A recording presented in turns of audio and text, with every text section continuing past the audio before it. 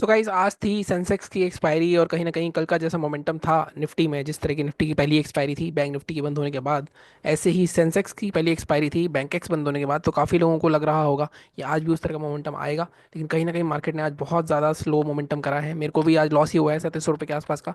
कल हालांकि 10,500 का प्रॉफिट हुआ था हमें, तो लॉस हमारा छोटा ही है। तीन तीन ही दिन ट्रेड करा था इस हफ्ते हमने, और प्रॉफिटेबल वीक गया है हमारा तीनों दिन के, अगर आप प्रॉफिट्स देखोगे तो। बट कहीं ना कहीं एक चीज़ मुझे ऐसा लगता है मुझे अवॉइड करनी पड़ेगी। कहीं ना कहीं ये चीज़ें, अगर आपको याद हो, मैंने 1,000 रुपये के आसपास प्रॉफिट कर लिया था, और उसके बाद मैंने आपको मैसेज भी करा था कि यहाँ पे मार्केट साइडवेज रह सकता है, हो सकता है ट्रेड करने का कोई फायदा ना हो।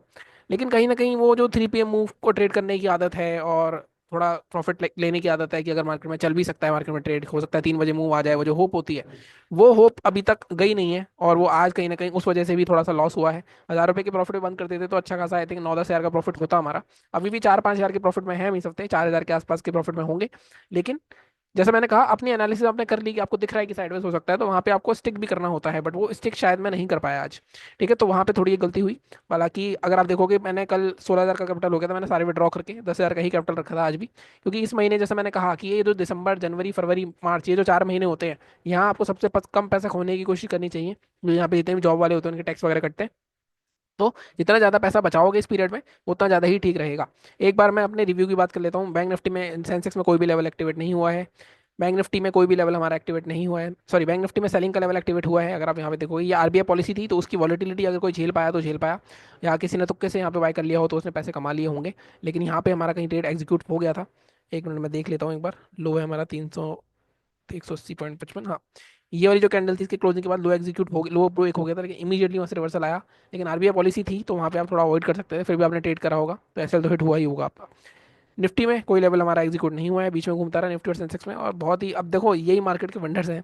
कल ऐसे ऐसे मोमेंटम आए हैं निफ्टी में, और आज अगर आप देखो, बिल्कुल ही चिपका दिया इसको, बिल्कुल इनसाइड डे बना दिया इसने। और प्रीमियम मीटिंग करी गई आज, तो इनका यही लगा कि एक दिन ऑप्शन बायर को पैसा दे दिया और एक दिन ऑप्शन सेलर से पैसा ले लिया। तो कहीं ना कहीं मैं आज की अपडेट देना चाहता था आपको। बाकी निफ्टी में आगे क्या हो सकता है, जैसे कि आपको पता है कि हमने लास्ट वीक बात करी थी। एक बार मैं एक समरी व्यू दे देता हूँ आपको कि हमने लास्ट वीक क्या बात करी थी। लास्ट वीक अगर आपको याद हो, तो एक बार डिलीट करते हैं सब कुछ। तो हमने लास्ट वीक एक लेवल दिया था आपको, कहीं ना कहीं, कि ये वाला लेवल है हमारा 350 का, इसके ऊपर बाय करेंगे अगर हम, तो हमारा 550 और 850 तक के टारगेट रह सकते हैं। तो 850 हमारा आ गया है। अब आगे अगर 850 ब्रेक होता है, तो शायद यहाँ तक भी आ सकता है। वो मैं डिटेल में वीडियो बनाऊंगा कल कि किस तरह से हम आगे अपने लेवल्स रखेंगे पोजिशनल के। बैंक निफ्टी में भी मैंने, अगर आपको याद हो, बात करी थी, जैसे ही मार्केट 52,850 का जोन ब्रेक कर देगा, क्लोज कर देगा उसके ऊपर, तो वहाँ पे हमारा 53,800 तक का टारगेट आ सकता है। वहाँ पे भी मार्केट 53,850 के ऊपर आज, अगर आप देखो 2 दिन मार्केट वहीं पे सस्टेन कर रहा है, तो वो भी हमारे टारगेट्स आ गए हैं। अब आगे क्या हो सकता है इसके बारे में बात करेंगे। कल निफ्टी का वीडियो डालूंगा मैं, परसों बैंक निफ्टी का वीडियो डालूंगा। अभी सिर्फ मेरे को आपको अपडेट देनी थी कि मार्केट में जरूरी नहीं है आप रोज पैसा कमाएं। ये हफ्ते में मैंने 3 ही दिन ट्रेड करा, 2 दिन मैंने ट्रेड नहीं करा, कंसिडरिंग मेरे पास कैपिटल ही 8-7-8 हज़ार रुपये पड़ा था अकाउंट में। और उसके अलावा कैपिटल है मेरे पास, मैं डाल सकता हूँ, लेकिन जैसे मैंने कहा, सारा अपना पैसा नहीं लगाना है ट्रेडिंग में। आपको थोड़ा बहुत पैसा अपना अलग एक बेंचमार्क सेट करना है। देखो, जितने भी आपका, मान लो आपके पास 10 लाख रुपए हैं, और आपने एक बेंचमार्क सेट कर रखा है 8 लाख रुपए का, तो आपको कोशिश करनी है, अगर आपका लॉस वॉस हो गया है 1-2 लाख का, और 8 लाख पे आप आ गए हो, तो आप उस 8 लाख को नहीं छेड़ोगे। आपके पास मान लो 15-20 हज़ार रुपये पड़े हैं उसके बाद, तो उसी पैसे को ही यूज़ करोगे। अगर आप उस 8 लाख को भी छेड़ने जाओगे, तो आपका वो कब 5 हो जाएगा, कब 6 हो जाएगा, तो आपको पता नहीं चलेगा।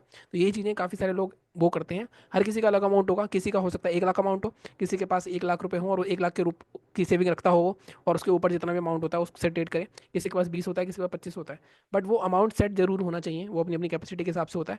अगर आप सोचोगे सारा पैसा, आप ये सोचो, मान लो कि आपका हो गया 1-1.5 लाख का लॉस, आपने सोचा यार कवर कर लूंगा, 8 लाख पड़े हैं मेरे पास, 3 लाख लगा के, लेकिन कब वो 3 लाख चले जाएंगे आपको पता नहीं चलेगा, फिर आप अपने आप को और कोसोगे। तो ये चीज़ों से बचो। ठीक है।